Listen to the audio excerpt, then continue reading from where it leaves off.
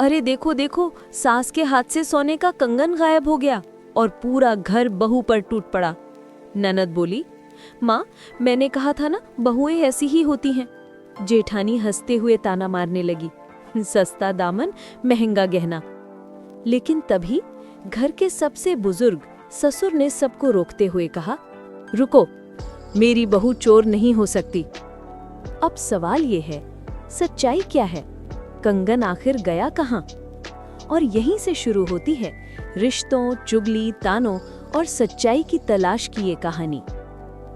रामपुर गांव में एक बड़ा संयुक्त परिवार था। परिवार के मुखिया थे सुरेश प्रसाद, ससुर, शांत, गंभीर और न्यायप्रिय इंसान। उनकी पत्नी लता देवी, सास, गुस्सैल, जिद्दी लेकिन दिल से साफ। उनके 3 बेटे और 1 बेटी थी। सबसे बड़े बेटे की पत्नी थी सुनीता, जेठानी, मीठी बात करने वाली लेकिन पीठ पीछे चुगली करने में माहिर। बीच वाले बेटे की पत्नी थी रीना, हमारी बहू, कहानी की नायिका, शिक्षित, सीधी साधी और मेहनती।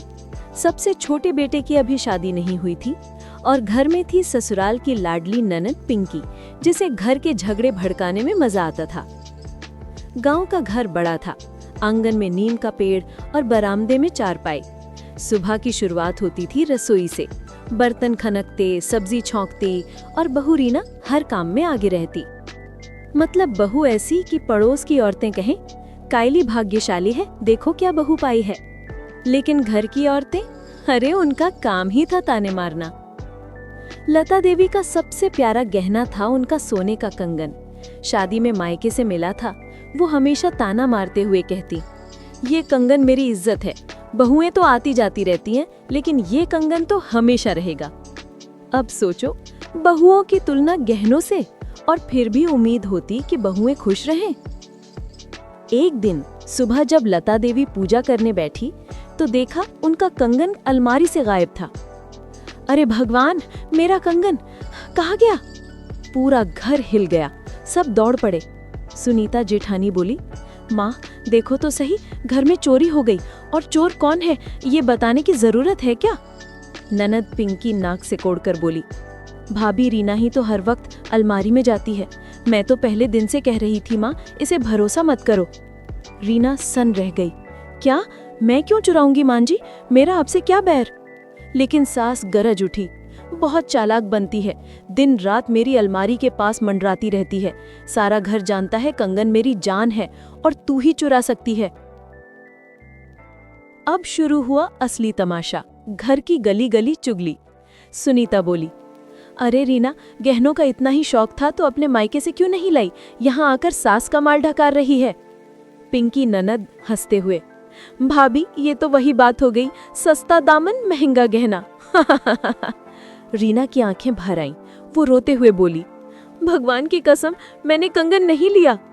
लेकिन सास ने एक झटके से बोल दिया, जब तक कंगन नहीं मिलेगा तू मेरे सामने मत आना, खाना बनाना भी मना है। शाम को सुरेश प्रसाद ससुर खेत से लौटे। माहौल देखा तो समझ गए कि कुछ बड़ा हुआ है। उन्होंने सबकी बातें सुनी और फिर दृढ़ स्वर में बोले, बस चुप रहो सब, मेरी बहू पर कोई उंगली नहीं उठाएगा। रीना ईमानदार है, मेहनती है, वो चोर नहीं हो सकती।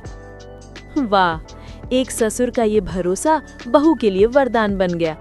वरना औरतें मिलकर जिस बहू को डुबोना चाहें, उसे भगवान भी नहीं बचा सकता। घर का नौकर भोला चुपचाप खड़ा था।